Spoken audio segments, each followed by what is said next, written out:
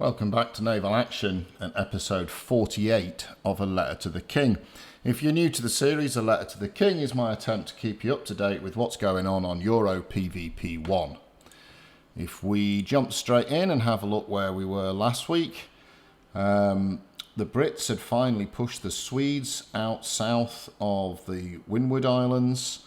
The French were clinging on to Caracas. The Americans were still holding the east side of Haiti, and Islamabad had changed hands for the 11th time in as many weeks. Not really 11, but it feels that many if you live in Islamabad. Now, I have to say this week a conspiracy of events have kept me away from the action more than I'd like. A lot of the port battles have been before my wake-up time. That means for me before about 5:30 a.m, because it's a bit of an effort getting up at 4, to be honest, because I'm a slacko.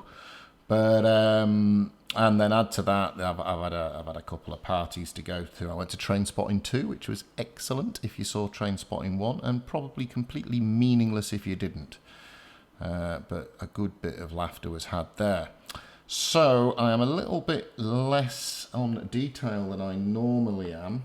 But I will take you through what's happened, and after last week's Letter to the King, where I did the tactics piece on the port, I've had a lot of feedback saying, give us more on tactics, give us more on tactics.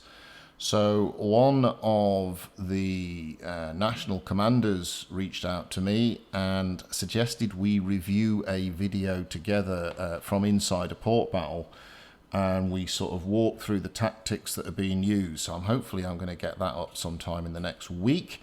And another captain has kindly lent me his footage from one of the port battles, which is a very good one from 3 weeks ago. So I'm looking forward to doing that, and as long as we can find a time where he's awake at daft o'clock or I'm awake at daft o'clock, we'll be apples there. So let's have a little look-see at the biffo that has commenced this week. So firstly, the alliances are fixed now. They're not falling out, but there has been a bit of a change on the Brit side, and that is one of the major Dutch clans has joined the US. So that'll be interesting, because it means the US will have more of a European time zone contingent now, and that should give the US in general a lot more content. What does it mean for the Dutch? Well, we don't know. Will they wibbly wobble? We'll have to find out. So in this week's action, we saw the US trying to hold Santo Domingo from a Danish raid. And I have to say, this is one of the best executed attacks on a port I've seen for a while. The wind was more or less in the favour of the attackers, but it wasn't one of those, oh, we can't win because of the wind things. And the Danes just executed really well. The video's up on the national news. In the Good Fights PvP, and if you watch it, it's a lesson in just bringing more guns to bear. And in the first 20-30 minutes, the fight was reasonably close. There was the normal snaffling up the outer circles, but when the biffo commenced in the major circle, it ended up being a significant win for the Danes. And in fact, I think they sank 10 of the enemy ships. And I'm not sure if they may have ended up not losing a single ship. I did think I saw a ship get captured, but I think it was a fleet ship. So the Danes may have pantsed that one. I'm pretty sure all 25 of their captains kept their hulls. So that was a great result for the Danes, and a great video to watch as well, by the way. The Danes then defended Ponce from the Americans. So they've recovered now their hold on Haiti and defended the aggression at Ponce. The Dutch, and of course when I say the Dutch and the French, it's obviously, I say this every week, but I have to keep saying it because otherwise people get a bit irky. This includes obviously all their allies. So there was lots of allies involved in this. There was Spanish in there, French in there, Swedes in there, Danes in there, etc., etc. And this was another victory for the defenders. I haven't seen a video of this one, so I haven't got the exact scores on the doors at the end of it. Like I say, my time's been a bit horrible. One of the videos I did see was Islamabad, which again produced an excellent port battle, and this is It's just a good port battle. It had a bit of everything in it. It had a bit of fire ships. It had a bit of capping. It had some great sailing. And the Spanish, who did have good wind for the attack, but again, not a wind that made it a lay-down misere. They produced a really good effort, and they retook Islamabad. And I mean, I just have to put this down as a tactical win. In the end, I don't think the US lost a lot of ships. They might have only lost 3 or 4 ships. But Spain played the wind really well and made sure they had the numbers in the right places at the right times. I'm pretty sure they got some good points off killing forts. But that was a good win for Spain. And this I've never seen. There's not been a port like this. It's I don't think it's survived a week without changing hands. The Spain,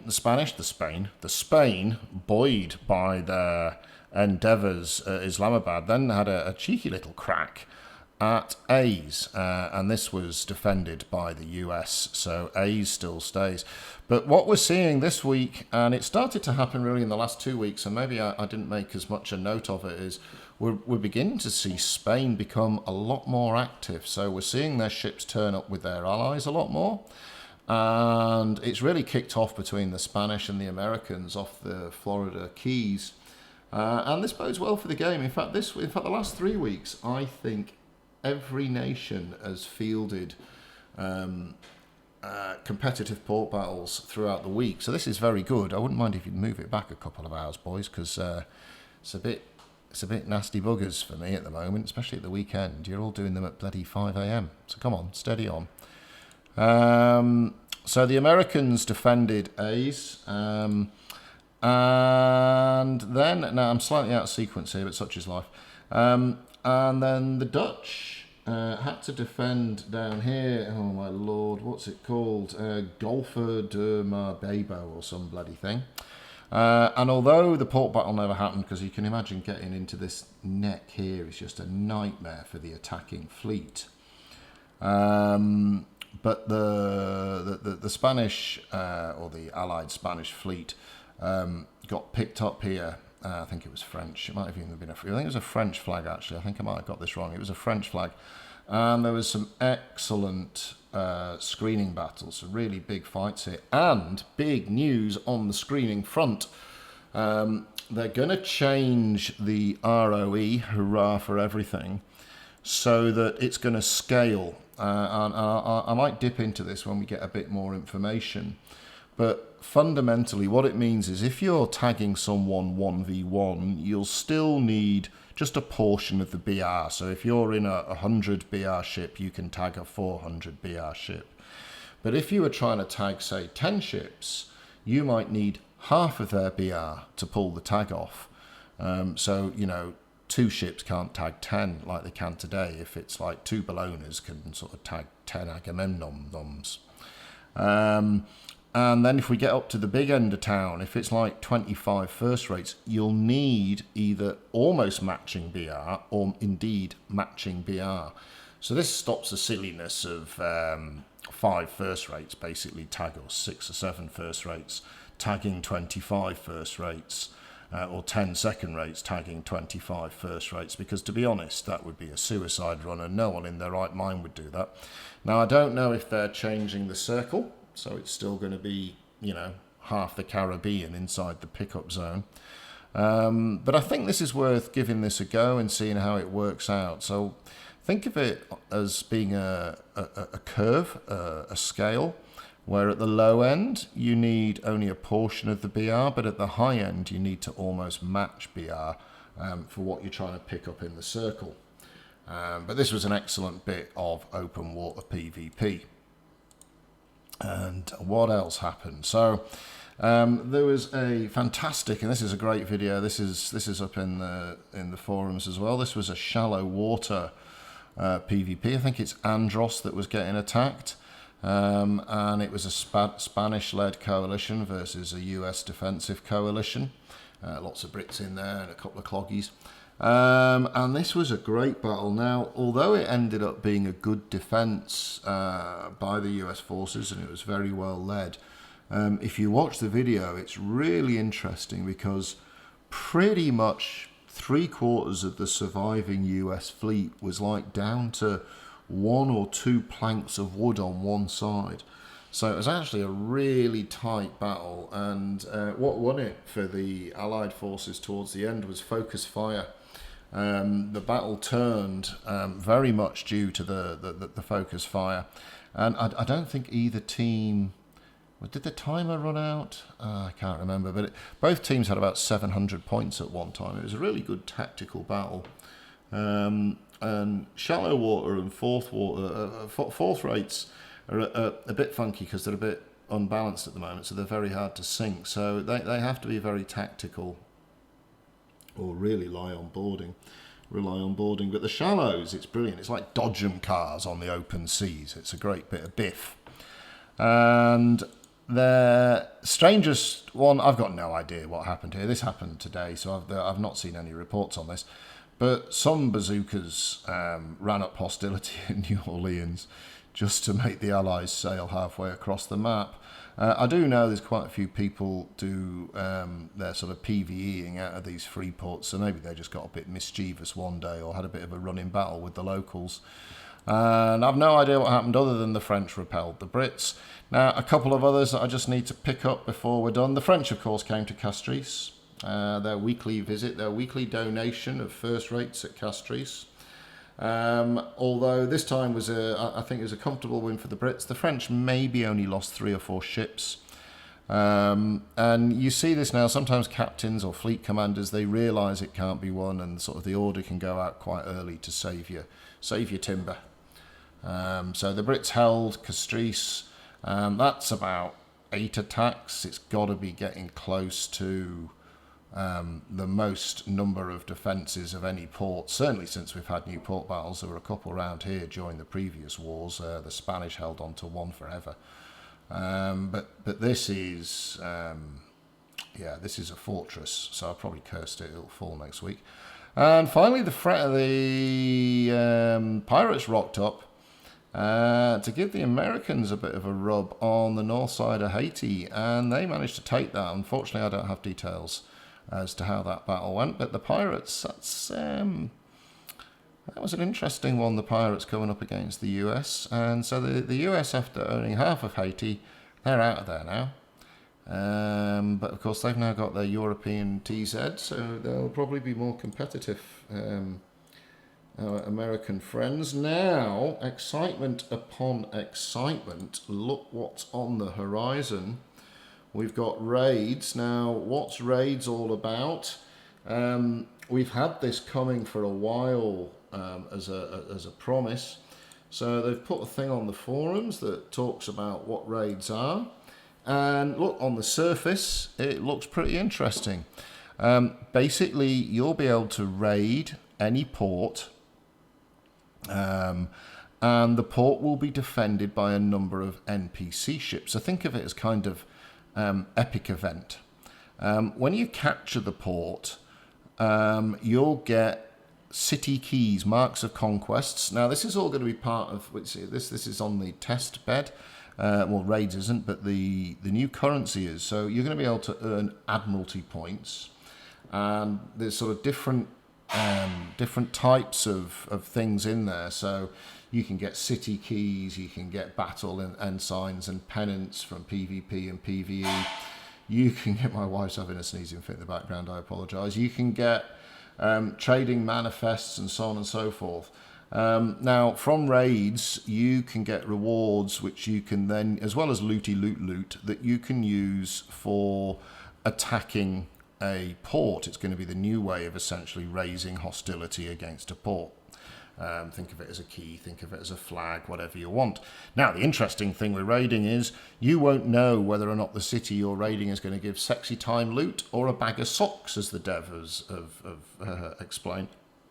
And when you raid a port, if a defender rocks up, they can jump in and take control of one of the NPC ships. Now, there's, as always, when they tease us with the structure of new content, there are in fact a whole bunch of strange unknowns. So, if I sail into a port and join in the NPC, what happens to the ship I sailed in? How do I know when a port is being raided? Do I only know when the raid starts, or do I get a heads up that it's going to happen, like a flag being bought?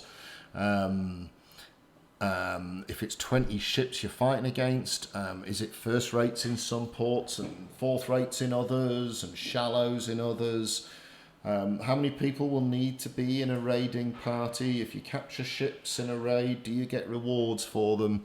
So there's a whole bunch of things like that we don't know. But in theory, what this looks like is a good thumping bit of content that you'll be able to do without all the workup of port battles and all the planning that has to go into port battles.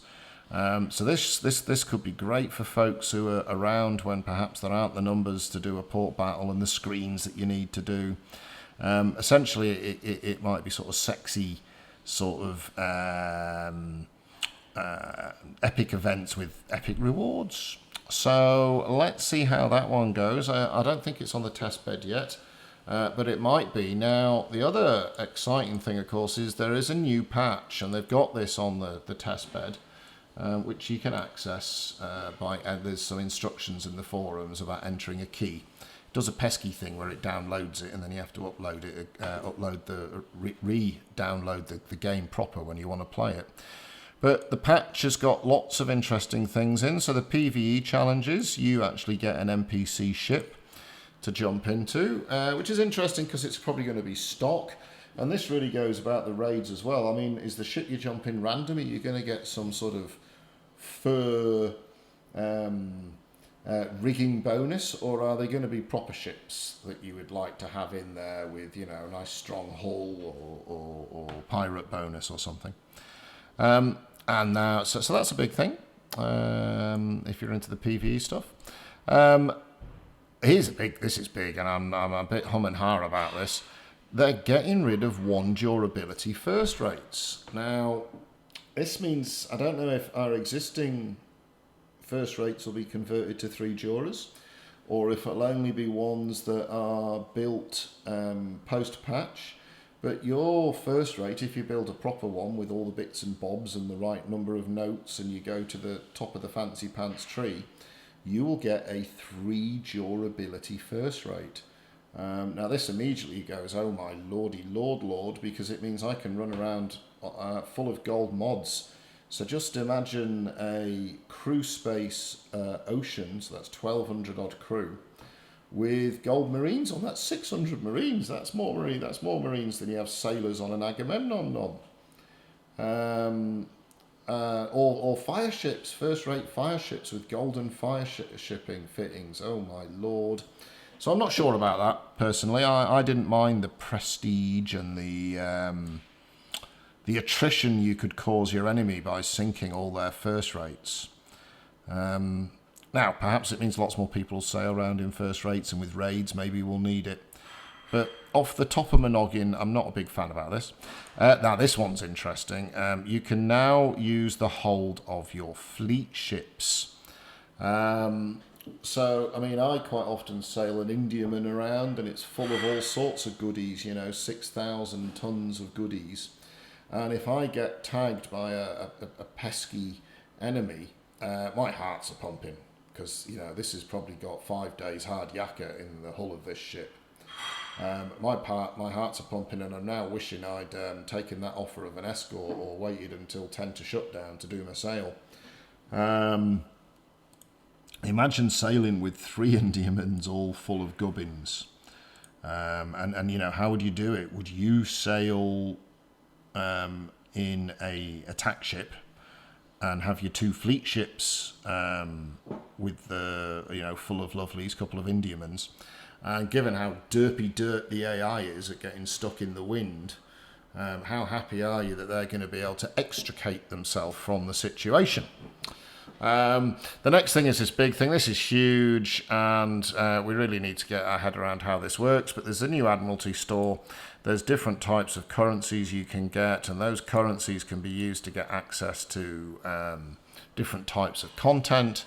And you basically get rewarded it for doing various things, but PvP is obviously one of them. And that's how you're going to earn points in order to set up raids or whatever defences means. I don't know what defences means. Do you have to have a city key in order to defend it? Very strange.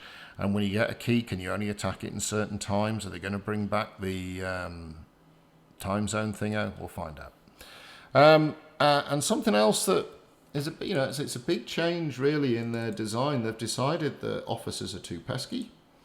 It punished you if you sank a lot. Well, I don't have a problem with that. If you sink a lot, you should be punished. And they're going to remove officers and make the officer perks just part of you as a captain, and I assume you'll be able to respect them somehow. I think this is a bit of a retreat, personally. I like officers. I really think we should be able to have a pool of 5 officers, of which you can take 3, and maybe you have 1 that's generally for sailing, 2 that are for biff, and 2 that are for trading or crafting. And then you perm 3 of those 5 officers. They each can only have a small number of perks on them. You level them up, and they have durability, because I'm a big fan of getting some skin in the game and having some risk in the game. And I like the fact that death is expensive. But that's just me, because I'm an old farty. I'm not one of you needy millennials who want it on a plate and spoon-fed. I'm joking. Should see the price of houses over here. Millennials don't stand a chance.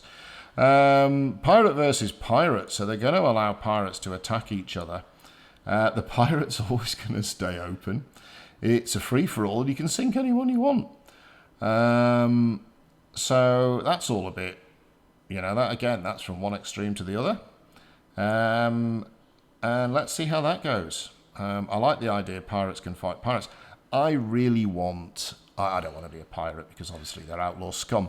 But for the game, I'd really like pirate clans to be able to attack each other. So I'd like your clan tag to be the delineator as to who's attacking who. The problem is that it's used too much as an exploit for pirates to work together and then attack each other if they're in trouble. And I think this is what the only way they can avoid this is just to make it a crazy bonkers free-for-all. I'm not really sure how that fixes the exploit, to be honest, other than the Brits can jump in and spank any pirates they want, but I don't know.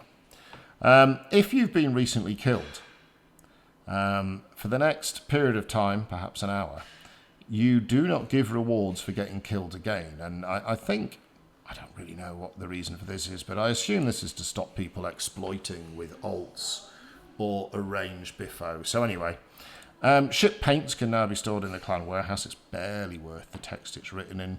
The clan warehouse is so poorly moderated at the moment in that you can't tell who's put things in, you can't tell who's put them out. Only officers can put them in or take them out. Who's going to put their paint in a clan warehouse? You'd have to be drunk. They need to go and look at something like World of Warcraft or any of the other big games that have been around and really give us some clan love, because this is sleepy pants. And it really wouldn't take much effort to spoof this up from a coding perspective, although I know it's not like they've got 10 developers sitting around playing Sudoku. Forts and towers are significantly buffed. I like this. I really think that inside the ports, the position of the towers and the forts doesn't do enough to help the defender. I like having to bring a mortar brig. I'm of the opinion it should be harder to capture a port. At the moment it certainly is. I think they need to rebalance force rates. But we have seen in the first 6 weeks of new port battles, it was very, very heavily weighted in the side of the defender. But as tactics have become more worked, we're now seeing smart fellas work out, and we're seeing a decent number of wins. I think there was 4 this week, just based on this week's going throughs. Chain shot damage will fall off from distance. Now, I can see why people don't like this. They think it's going to make it harder and draw out battles, but it also makes sense that because chain shot would lose its velocity. It's hardly the most aerodynamic projectile in the world. And firing chain shot from 400 metres away and doing the same damage as you did from 80 metres away is a bit silly. The problem is with chain shot, is that there's no modelling for rigging. And sail damage, you see ships who've had their bowsprit knocked off, and they can still manoeuvre pretty good. And if you've got even just one sail left and you sail into the wind, the differential between your speed and a reasonably fully healthed ship probably isn't as much as it should be. So it's an interesting one in that I understand chain shot damage falling off, but I don't really think they scale the damage to sails very well. And in saying that, I think if they did, I think we'd all hate it, because to be honest, in actual naval combat, if your rigging was done,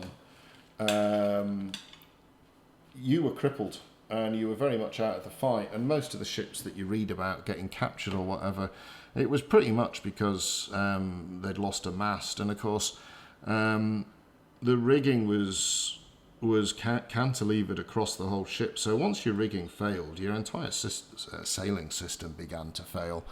It was a bit like a suspension bridge, the way that the rigging and the masts held the weight of each other and cantilevered off each other. So we have to be too careful. We shouldn't be too precious about it being too realistic, because if it was, I really don't think most of us would enjoy it. All instances are now immediately closing when the last player leaves. This is because people were going in, kicking off a bit of PvE, and then they'd leave the battle once they felt their side was going to win, and then they'd let the AI slog it out, and that would earn hostility points and so on and so forth. And it was a bit of an exploit. So now, if you leave the instance, they're just going to close it, and there'll be no outcome, I assume. So that's the patch. There's quite a lot in the patch. There's lots of changes. There's lots of changes out there. We'll have to have a little look-see as to how all this goes. It's all on the test bed. I must admit, I thought we were the testers, but we've probably not been mature enough for them to keep dumping stuff on us, because we're acting a little bit like a live community when really we're meant to be testers. But anyway, it's all on the test bed. So you can follow their instructions and get on there. Anyhow, back to the Biffo. Where's it going to be? Well, I think it's a bit of a repeat of last week. I think Haiti is going to be under attack. The Americans and the Spanish up and down the Florida Keys. And, of course, St. Lucie through to Caracas will bear the brunt.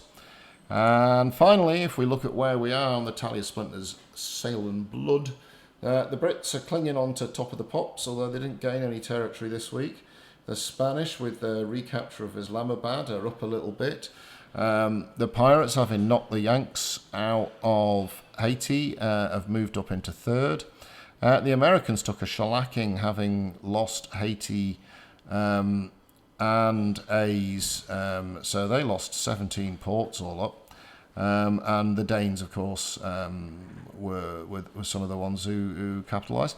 And this means for the first time since the beginning of the Second War, the Swedes are back on the bottom of the ladder.